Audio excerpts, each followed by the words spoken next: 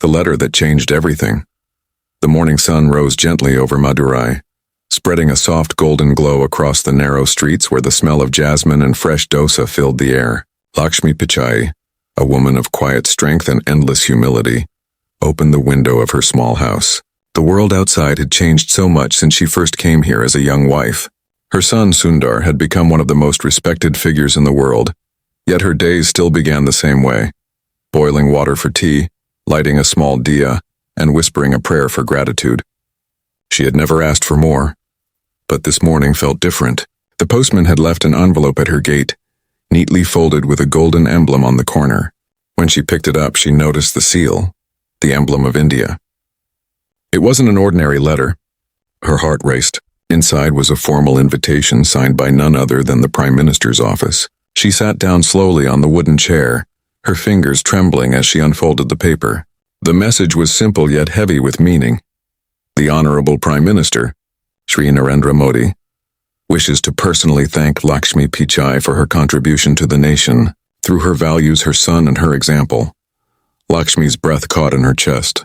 For years, she had watched Sundar speak at global conferences, design technology that touched billions of lives, and meet world leaders. But in her heart, he was still the boy who once walked barefoot to school, clutching his lunchbox and his dreams. She couldn't imagine why the Prime Minister would want to thank her. What had she done? All she ever did was raise her children with honesty and faith. Miles away in California, Sundar Pichai sat in his office at Google headquarters. His assistants were busy scheduling meetings. Analysts were waiting for his approval on product launches, and reporters were outside, waiting for statements about artificial intelligence. But Sundar's eyes weren't on the screens. His phone had just buzzed with a message from his mother. "Beta, I received a letter from Delhi. Modiji wants to meet me." For a moment Sundar froze. He read the line again, his heart pounding. The Prime Minister of India, wanting to thank his mother personally. The thought filled him with a kind of pride that words couldn't describe. His mind flashed back to those days when their small house didn't have a refrigerator, when his mother would carefully wrap leftovers in steel boxes, praying they would last until evening. And now, that same mother was being honored by the leader of the country. He closed his laptop and looked out the glass window of his office. Below him, Silicon Valley stretched endlessly, a world of ambition, speed, and innovation. But Sundar's eyes softened. No matter how far he had come, a single letter from his mother still had the power to shake his world. As evening fell, he called her. She answered in her calm voice. "Sundar, I don't understand why they are calling me. I'm just a simple woman." He smiled faintly, trying to hold back emotion. "Amma, you are not simple. You gave me everything. This honor belongs to you." "No, Beta," she said softly. "It belongs to God. I only did what every mother does. I taught you to be kind, to study hard, to stay humble. The rest was your path." Sundar felt a lump in his throat. Her voice carried the same strength it had when he was a child, when she would tell him that no dream was too big for someone with a good heart. That night he couldn't sleep. He kept thinking of her journey. A woman who once stitched clothes for neighbors to buy books for her children, now recognized by the nation's leader. The next week arrived quickly. Sundar boarded a flight to India. This time not for business meetings or conferences, but to stand beside his mother as she met the Prime Minister. When he landed in Delhi, the air was heavy with excitement and emotion. Cameras waited outside the venue. Reporters whispered headlines about the mother who raised a visionary. In the green room before the event, Lakshmi wore a simple cotton sari, pale blue with a thin gold border. She refused to wear anything too grand. "I am meeting him as a mother, not a celebrity," she said gently. Sundar smiled. That was exactly who she was, dignified in simplicity. When the announcement came, "The Prime Minister will now meet Lakshmi Pichai," the entire hall stood in silence. Modiji entered with his familiar calm presence, his eyes warm yet serious. He walked toward Lakshmi, folded his hands, and said softly, "Mataji Namaskar." She returned the gesture humbly. "Namaste, sir." There was a moment of silence, heavy with meaning. Modiji continued, "You may not realize it, but you have raised a son who has carried India's name to every corner of the world. In every innovation, every success, there is a mother's sacrifice behind it. Today, India wishes to thank you." The hall erupted in applause. Sundar, standing behind her, felt his eyes blur with tears. He tried to stay composed, but the weight of emotion was too strong. He stepped forward, folded his hands, and said in a quiet, trembling voice, "Sir, I am who I am because of her. Every line of code I ever wrote came from the discipline she taught me. Every dream I chased came from her courage." Lakshmi turned toward her son, her own eyes shining. "Don't cry, Sundar," she whispered. "You promised me once you would never forget who you are, and you haven't." The Prime Minister smiled softly. "Sometimes," he said, "the world thanks the wrong person. Today we correct that." But just as the applause rose again, the moment shifted. A man in the audience, and a journalist, stood up and asked loudly, "Sir, do you believe it was only her upbringing that made Sundar Pichai successful? Or was it something else?" The question was sharp, cutting through the warmth of the moment. The crowd fell silent. Sundar looked at the man, uncertain what he meant. Modi ji raised his hand to pause the whispers. "Every success story has many hands behind it," he replied calmly. "But in this case, I believe the heart behind it is hers." Yet something about the man's tone disturbed Sundar. It wasn't a random question. It felt planned. As they left the stage later, Sundar noticed the same journalist speaking quickly into his phone, glancing toward them.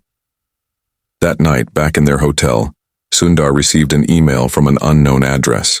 The subject line read, "Your mother's past is not what you think." He stared at the screen, unable to breathe for a moment. The message ended with a single line. "Before you celebrate her, you should know the truth." He sat there in the dark room, the sounds of Delhi echoing outside, and for the first time in years, fear crept into his heart. What truth could there be? What could possibly be hidden about a woman as honest as his mother? The applause of the ceremony still echoed in his ears, but so did that single haunting sentence. And as the night deepened, Sundar realized that tomorrow, everything might change. The truth behind the silence.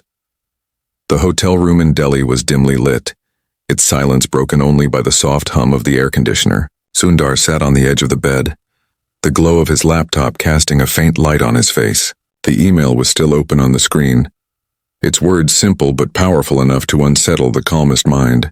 He read them again and again, hoping they would somehow change or reveal a clue he had missed. "Before you celebrate her, you should know the truth." It was signed by no name, only a single initial. For years, Sundar had faced countless challenges, global crises, company scandals, tough decisions that shaped the future of technology. Yet none had shaken him like this. The thought that someone might question his mother's integrity felt unbearable. She was the reason he stood where he did, the reason millions admired his humility. But the mind, once touched by doubt, becomes its own enemy. What truth could possibly exist that he didn't already know? He closed the laptop and took a deep breath. Downstairs, the hotel lobby was still busy with journalists and guests, their chatter floating faintly through the corridor. He decided to clear his mind. He grabbed his jacket and walked quietly down to the lobby, nodding politely at the guards who recognized him instantly. Outside, Delhi's streets glowed under streetlights, and the smell of chai from a nearby stall reminded him of home. His phone buzzed again, another message from the same sender. This time it contained an address in Chennai and one line, "She never told you what happened in 1985. His steps slowed. 1985, he was still a child then, the year his father lost his job for a short while, the year his mother worked tirelessly to keep their family afloat. Was there something he didn't know about that time? His heart raced. Logic told him it could be a prank, an attempt to stir controversy after the Prime Minister's praise. But instinct whispered something else, a strange pull toward the truth. The next morning, Sundar called his mother. Her voice came through gently. "Yes, Beta, did you sleep well?" He hesitated, unsure how to begin. "Amma, do you remember 1985? There was a pause on the other end, long enough for him to feel the shift in her breathing. "Why do you ask, Sundar?" she said softly. "Someone sent me a message. They said there's something about that year you never told me." Lakshmi was silent for a moment. "People will always try to create stories, Sundar. You know that. Focus on your work." But her voice lacked its usual steadiness. Sundar noticed it immediately. "Amma," he said quietly. "If there's something I should know, please tell me." "Not now," she whispered.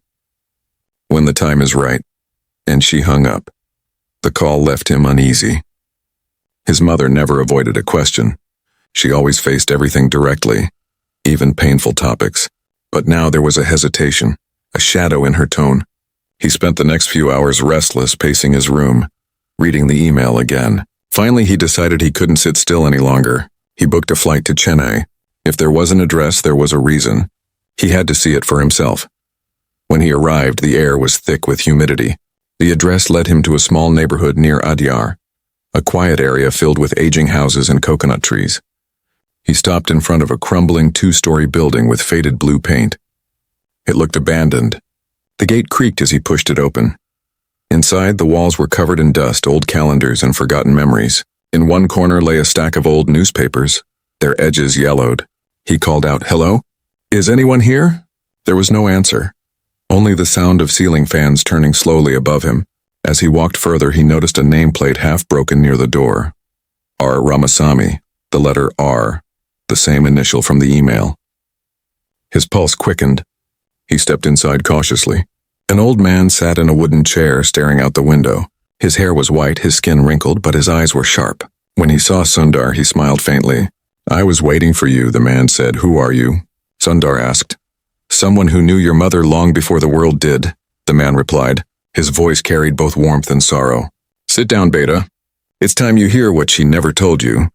Sundar sat uneasy but curious. The man poured him a glass of water, his hands trembling slightly.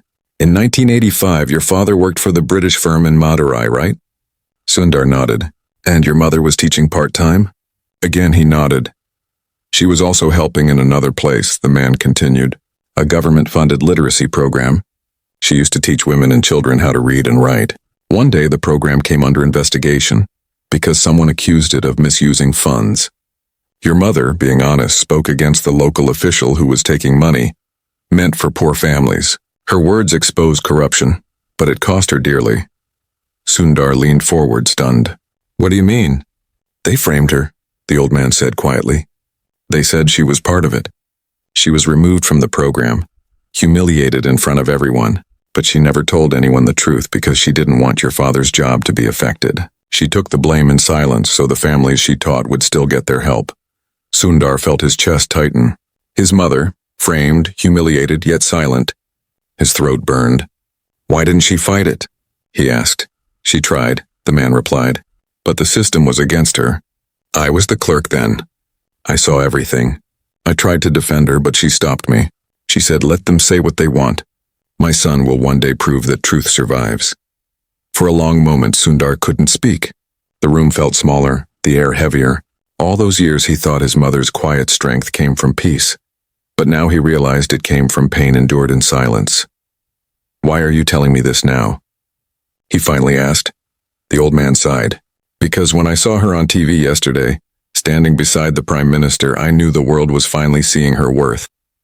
And I couldn't let her carry that old wound any longer. The country thanked her, but she still blames herself for something she never did."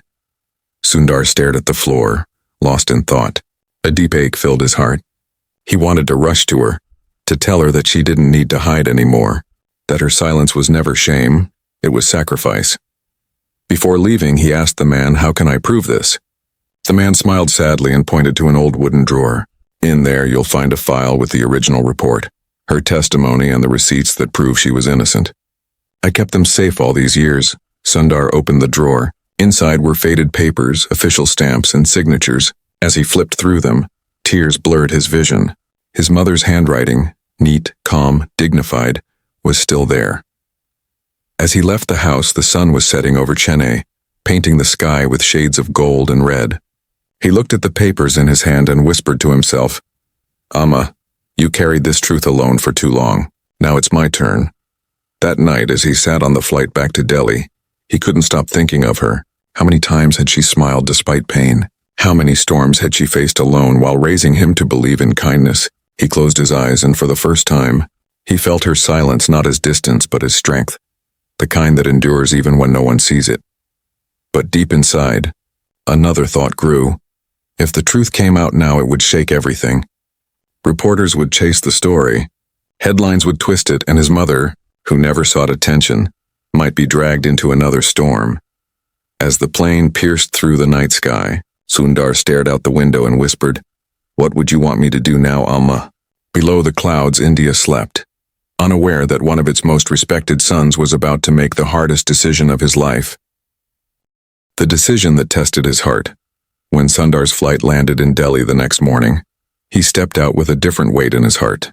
The bright flashes of cameras and the crowd waiting outside the airport barely registered in his mind. Reporters shouted his name, but he moved silently through them, his eyes shadowed by sleeplessness and thought. He had spent the entire flight replaying every word the old man had said, every image of his mother's dignity that now carried a deeper meaning. She wasn't just a mother who raised him with values. She was a woman who had quietly borne injustice so her family could live in peace. Back in the hotel, the media frenzy around the Prime Minister's event still filled the news channels. Anchors spoke about the emotional moment when Modi ji thanked Lakshmi Pichai, but none of them knew the truth behind that gratitude. The years of sacrifice hidden beneath her calm smile. Sundar turned off the TV and sat in silence. On the table lay the old file the man had given him, containing the official documents proving her innocence. The papers were old, the ink faded, yet they carried the power to rewrite history. His mind swirled with conflict. Should he bring this truth into the light? Or should he protect the peace his mother had finally earned after all these years? He knew the moment he revealed it, the media would turn it into a story of scandal and pain. Every reporter would dig into her past. Every talk show would dissect her silence. She would become a symbol of resilience, yes, but also of wounds she had long tried to forget. Sundar closed his eyes and leaned back in his chair. No decision had ever felt this heavy. He thought about calling her, but decided against it. Instead, he opened the curtains and looked out at the city. Busy, restless, full of noise. It reminded him of the times he used to walk with her through Madurai's streets, where she would stop to talk to neighbors and feed stray dogs. She always found warmth in the smallest places. Truth, she once told him, is not about shouting louder than others. It's about living in a way that no one can deny it. Her words echoed through him now, soft yet sharp. That evening, Sundar visited an old friend, Rajesh, a journalist he had known from his early career days.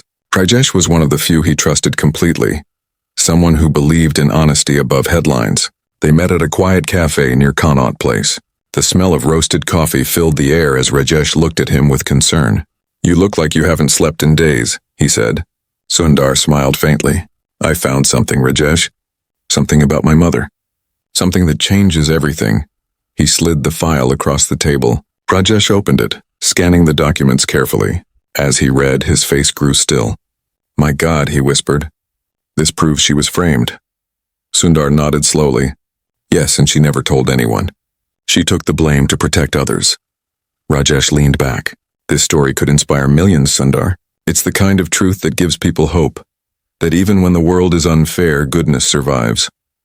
Or it could destroy her peace," Sundar said quietly. "She doesn't want recognition. She wants silence. If this comes out, she'll be dragged into the spotlight again, this time not for her strength but for her suffering." Rajesh stayed silent, understanding the weight of the dilemma. After a long pause, he said, "Maybe the answer isn't about telling the world everything. Maybe it's about honoring her in a way that speaks louder than any article." Sundar looked up. "How?" "You built technology that connects billions," Rajesh said. "Use that.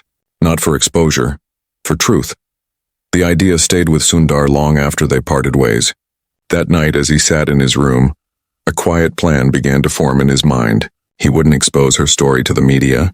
Instead, he would build something that would keep her legacy alive without reopening her wounds. A few days later, he returned to California.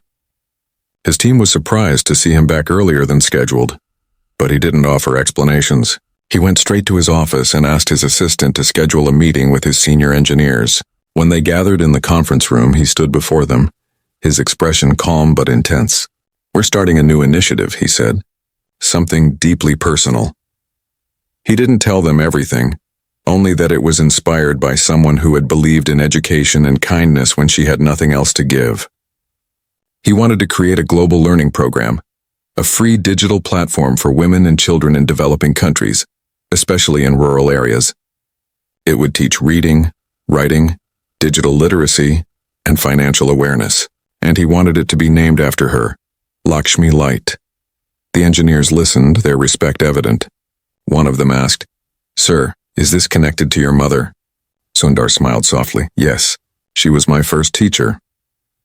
As the weeks passed, Lakshmi Light became more than an idea. It became a mission. Teams across continents volunteered to help. Educators joined. Nonprofits offered support, and soon, what began as a small tribute started growing into a movement. Sundar watched the progress quietly, feeling both joy and fear. Joy that her story was finding life in a new form. Fear that one day, someone might trace its roots and uncover what he was trying to protect. One evening, while reviewing the project design, Sundar received a call. It was Rajesh again. "I thought you should know," he said. "That journalist from the event, the one who questioned Modi ji, he's been digging into your mother's past. He's found some old records. I think he's going to publish something soon." The words struck Sundar like thunder. "What kind of records?" he asked sharply. "Partial ones," Rajesh replied. "Enough to make noise, not enough to show the truth. If he releases them without context, people might misunderstand everything." Sundar's hands clenched. He had been trying to protect his mother from exactly this, the public's hunger for drama over truth. He looked at the file again on his desk. The original documents that could clear her name. Now the choice was unavoidable. Stay silent and let lies spread again, or speak up and risk reopening her old wounds. The night stretched endlessly as he walked across his balcony, the California sky filled with stars. He remembered her face, gentle, strong, patient. She had endured pain once to protect others. Now it was his turn. But what if telling the truth hurt her all over again? When the first light of dawn touched the horizon, Sundar made his decision. He would not let anyone distort his mother's name. If the past had to come out, it would come out with dignity. Not a scandal, but as a story of sacrifice and grace. He sat at his desk and began writing. Not a press statement, but a letter. He wrote slowly, each word filled with emotion. "To those who wish to know the truth about my mother, she has never needed fame or defense. She is proof that quiet strength can survive even the loudest storms. I share her story not to clear her name, but to remind the world that real heroes don't always stand on stages. Sometimes they stand in silence." He stopped, his eyes misting. He would release it when the time came. For now, he had to tell her first. She deserved to hear it from him. As he picked up the phone to call her, his heart trembled. Would she forgive him for breaking her silence? Or would she see that in doing so, he was only trying to give her the peace she had long been denied? The phone rang once, twice, and then her soft voice answered. "Amma," he said quietly, "there's something I need to tell you." The storm of truth. When Lakshmi heard her son's voice that morning, it was calm, but there was something beneath it. A tremor that only a mother could recognize. She was sitting on the veranda of her modest home in Chennai, watering the little tulsi plant she had nurtured for years. The birds sang in the banyan tree nearby, and for a brief moment life felt beautifully ordinary. But as soon as Sundar said the words, "Amma, I need to tell you something," the air seemed to grow still. He told her everything. The email, the visit to the old man, the file, the truth he had uncovered about 1985. He spoke slowly, carefully, his voice trembling with the weight of love and guilt. And when he finished, there was silence on the other end. Lakshmi didn't speak for several seconds. Sundar feared the worst. "Amma, are you still there?" he whispered. Her voice came, soft yet steady. "I'm here, Sundar. I always knew this day would come." He frowned, surprised. "You knew?" "Truth has a way of finding its way home, Beta," she said gently. "I thought maybe it would happen after I was gone, but it came while I'm still here. Maybe that's God's will." "Amma," he said with emotion rising in his throat. "Why didn't you tell me? I could have fought for you. I could have cleared your name years ago." "And what would that have done?" she asked softly. "It would have broken your father's heart. It would have brought shame on our family at the time when we could not bear it. I chose silence not because I was afraid, but because I knew that one day the truth would be carried by someone stronger than me. And that is you." Sundar closed his eyes, his chest tightening. "But now, Alma, someone is trying to twist the story again. They want to publish lies. I can't let that happen." Lakshmi's tone grew firm, but there was kindness in it. "Sundar, sometimes the world needs to hear lies before it is ready to hear truth. You can't rush understanding. You can only speak with love. Do what you think is right, but promise me something." "Anything," he said quickly. "Promise me that when you tell the truth, you won't do it in anger. Do it with grace. Let people see goodness, not bitterness. The truth should not wound. It should heal. He was silent for a long time, holding the phone tightly. Her words, simple and wise as always, became the light that guided his decision. I promise, Amma, he said softly. I will tell it with grace. The next day, news broke online. A digital publication had released an article titled The Hidden Past of Sundar Pichai's Mother. It was filled with half-truths, old rumors, and fragments of official documents taken out of context. The tone was sensational, designed to attract attention, not to reveal truth. Within hours, it spread across social media. Journalists began calling, influencers debated, and headlines screamed, was Sundar's mother involved in a forgotten scandal? In California, Sundar's phone wouldn't stop ringing. Public relations teams were panicking. Investors worried about reputation. But Sundar remained calm. He had expected this storm. He called his communication head and said quietly, "Don't issue any denial. Not yet. Let them talk. And when they are done, we will speak." That night, Sundar sat alone in his study, surrounded by the quiet hum of the city outside. The moonlight streamed through the window, falling on the file lying open on his desk, the same file that carried his mother's innocence. He read her testimony again. Each word written in her elegant handwriting was filled with honesty. Truth may lose in the moment, she had written, but it wins in time. The next morning, he went to the studio and recorded a short video message himself. There was no music, no grand setup, just him speaking directly to the camera. His voice was calm but heavy with emotion. "When I was a child," he began, "my mother taught me that silence is not weakness. It is strength that waits for the right moment to speak. Today, I want to honor her silence with truth." He explained. Everything, the literacy program, the false accusations, her sacrifice. He spoke not with bitterness but with love. "My mother," he said, "was not a victim. She was a guardian of dignity. She chose to protect others at the cost of her own peace. And now that people are speaking her name again, let it be in light, not in shadow." He ended with a quiet smile. This is not a defense. This is gratitude. When the video was released, the world paused. Within hours, it went viral. News outlets that had spread rumors now shared his message instead. Millions of people commented, praising his words and his mother's courage. The journalist who had published the original article faced backlash and deleted his post. But far away, in Chennai, Lakshmi watched the video alone on her small television. As her son's face appeared, her eyes filled with tears. Not of sadness, but of pride. She placed her hand gently on the screen and whispered, "You have done what I couldn't." Outside, her neighbors gathered, bringing sweets and flowers, their eyes filled with admiration.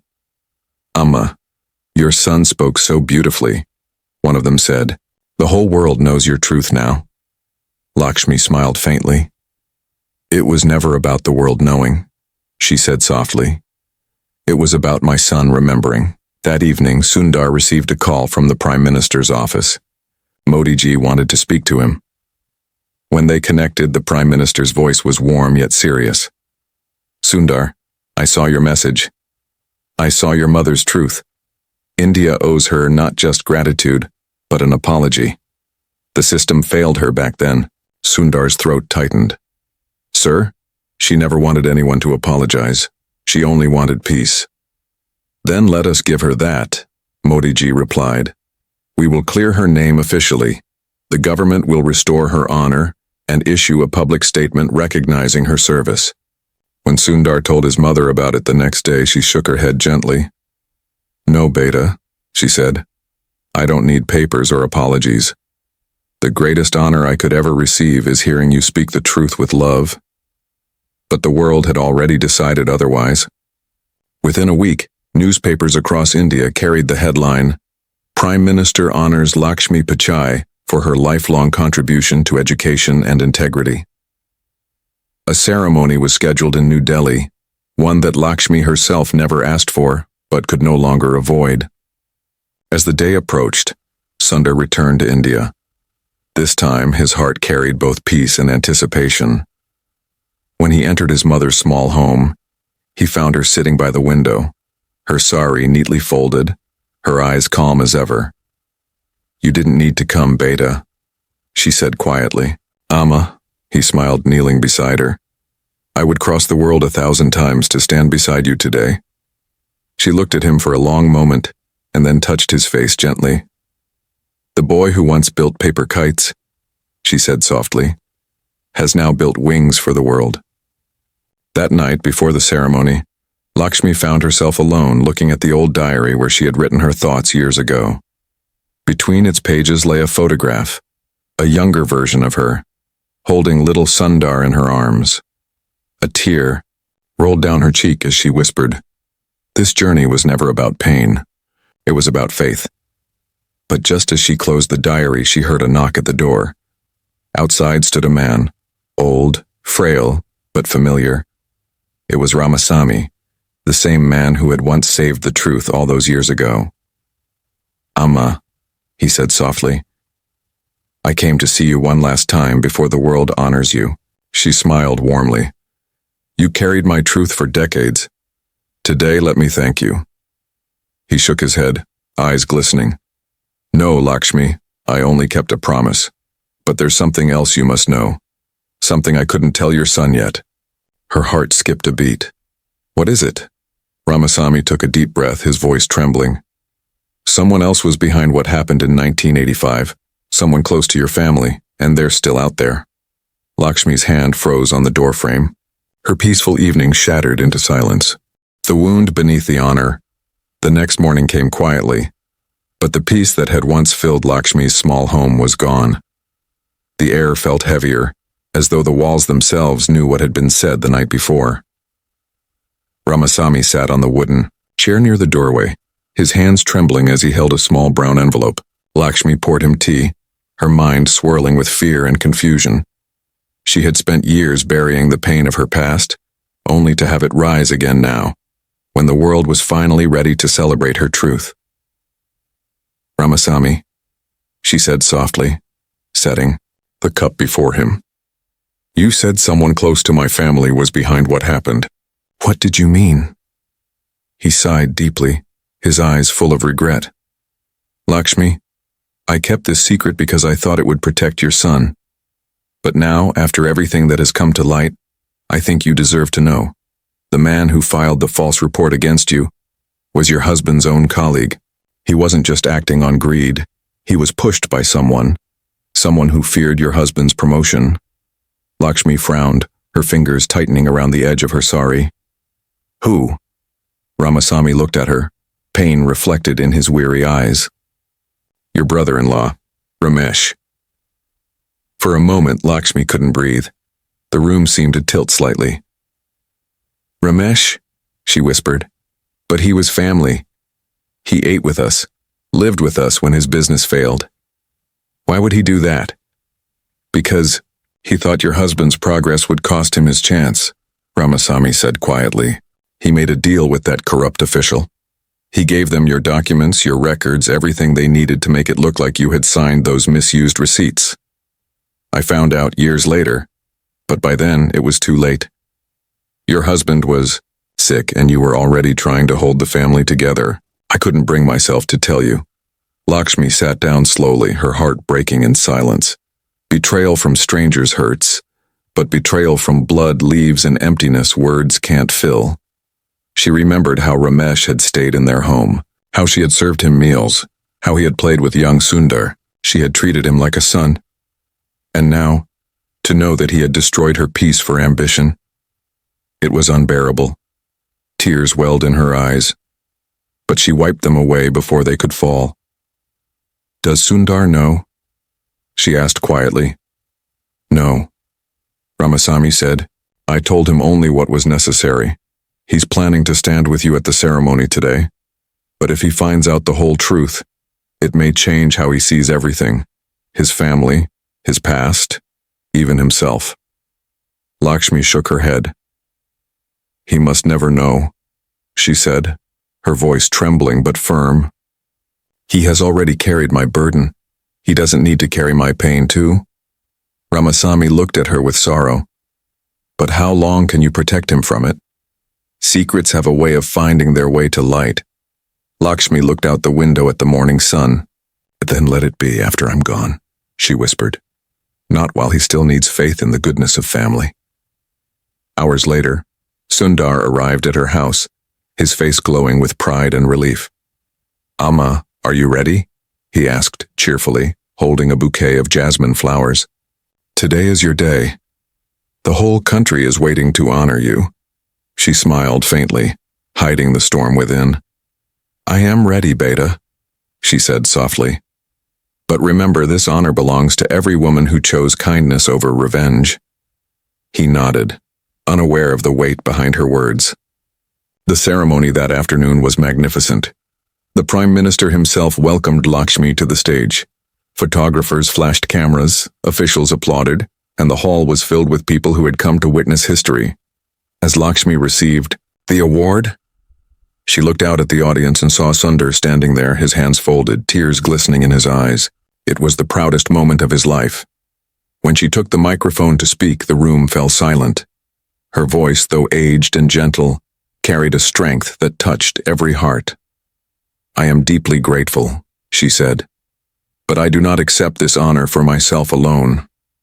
I accept it for every mother who has sacrificed in silence, for every teacher who has fought ignorance with patience, and for every soul who has chosen truth, even when it cost them everything. The hall erupted in applause. Sundar's heart swelled with emotion. He walked up to her, took her hand and whispered, Amma, you've made me the proudest son in the world. She smiled at him, her eyes soft and distant. No, Beta, you made me the proudest mother.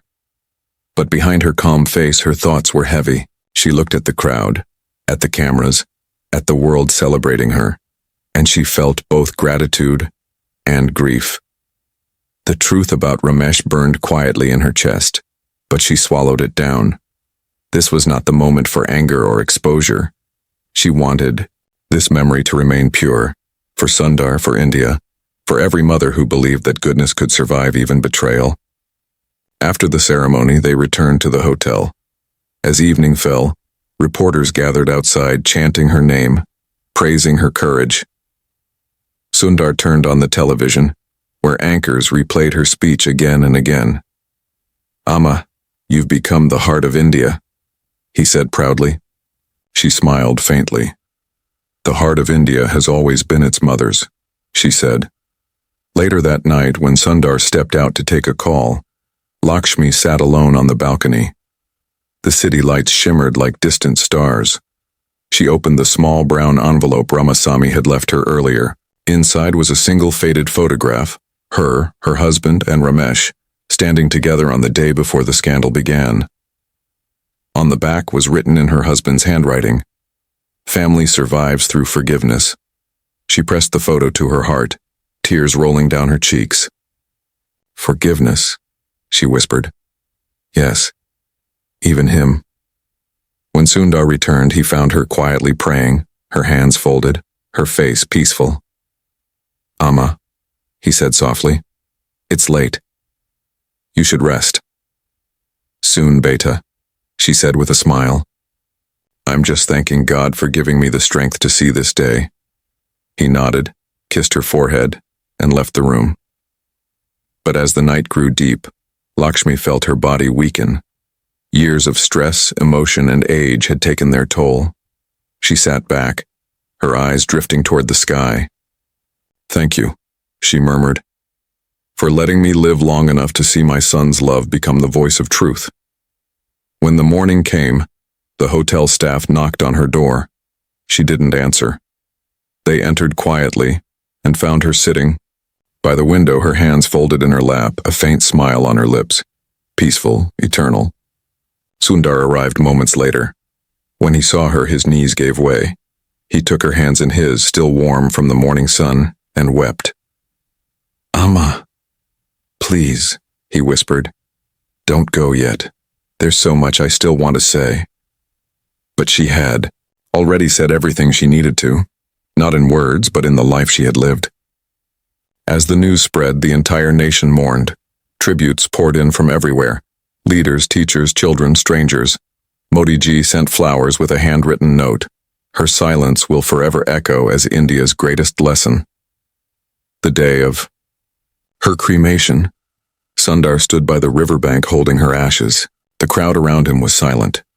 The Prime Minister himself came to pay his respects, standing beside him without saying a word. As Sundar released her ashes into the river, he whispered, "Amma, you taught me that truth doesn't need to shout. It just needs to endure. I promise your light will never fade." But even as the water carried her away, the envelope Ramaswamy had left behind still held one final page. One he hadn't dared to show Sundar. Written in shaky handwriting were the words, "If the truth about Ramesh ever reaches him, let him decide with love, not hate." And miles away, in a quiet village outside Madurai, an old man named Ramesh watched the funeral on TV, tears streaming down his face. He clutched a photograph of his late brother and whispered, "Forgive me, Akka. I never meant to destroy you. I only wanted to prove myself." He broke down, the weight of guilt too heavy to bear. Back at the river, Sundar felt a strange ache in his heart, as if his mother's spirit was whispering something he couldn't yet understand. The wind blew, softly, carrying her blessing, her forgiveness, and her final truth, still waiting to be revealed. The final message of the heart days passed, but the world still echoed with her name. Newspapers carried her face on their front pages. Television anchors spoke of her as the mother who taught a nation what dignity means, and messages of condolence came from every corner of the world. Yet in the midst of all this noise, Sundar Pichai sat alone in his Chennai home, surrounded by silence. He had built empires of technology, led one of the world's largest companies, and shaped the digital age. But now, without his mother's voice, everything felt hollow. The house was filled with the faint scent of jasmine, her favorite flower. Her sari still hung neatly on the back of a chair, untouched, as if waiting for her return. For days he avoided people. He couldn't bring himself to speak to journalists or colleagues. He spent his time reading her old letters, listening to her voice messages, and visiting every corner of the house where her laughter still lingered. One afternoon, as he sat by her window, he noticed the small brown envelope she had kept on her bedside table. It was sealed with care and had his name written in her delicate handwriting. "To my son when the world becomes quiet again." His heart tightened. His hands trembled as he opened it. Inside was a folded sheet of paper and a small pendant he had given her as a child, shaped like a little sun. He remembered the day he had made it from a broken keychain, telling her, "Amma, this is you and the sun that never goes away." Now, holding it again, he felt a rush of emotion so deep that tears fell freely from his eyes. He unfolded the letter carefully. Her handwriting flowed across the page, steady and graceful. "My dear Sundar, if you are reading this, it means my journey in this world has ended, but my love for you has not. I have watched you grow from a boy who fixed broken radios into a man who fixed the hearts of people with kindness. Every success of yours has been a prayer answered. Every tear you shed in silence has been a lesson in humility. There is something I did not tell you, not because I wanted to hide it, but because I wanted you to choose forgiveness before the world chose anger. The man who caused my suffering long ago was not a stranger. It was your uncle Ramesh. He was lost to greed and fear, but I forgave him many years ago, because I realized that anger only burns the one who carries it. If you ever learn this truth, promise me you will not hate him. Promise me you will do what I could not, heal the wound, not reopen it. Remember, my son, real greatness is not in building things that last forever, but in forgiving those who tried to destroy them."